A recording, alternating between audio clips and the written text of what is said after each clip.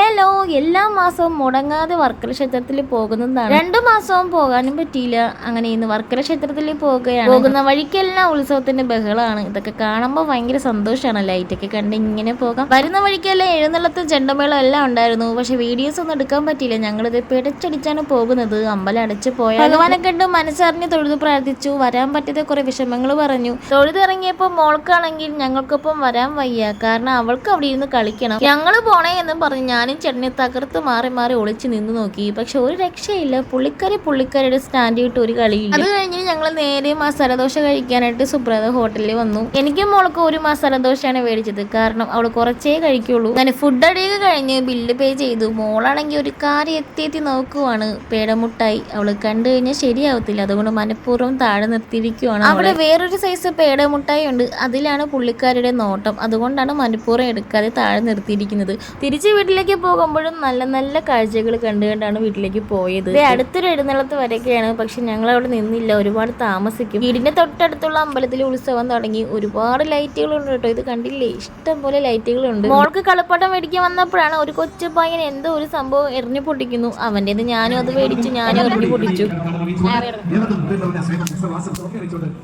ആ സംഭവം കൊള്ളാലേ. അതുകൊണ്ട് 2-3 എണ്ണം മേടിച്ചങ്ങ് എറിഞ്ഞു പൊട്ടിച്ചു. അത് കഴിഞ്ഞ് തൊട്ടപ്പുറത്ത് വേറൊരു അമ്പലത്തിൽ ഉത്സവമാണ്. അങ്ങനെ അവിടെ പോയി കുറച്ച് നേരം ഇരുന്നതിന് ശേഷം നേരെ വീട്ടിലേക്കാണ്. അപ്പോൾ ഈ ഒരു വീഡിയോ ഇഷ്ടമായെങ്കിൽ എൻ്റെ ചാനൽ സപ്പോർട്ട് ചെയ്യുക. അടുത്തൊരു വീഡിയോ കാണാം. ടാറ്റാ.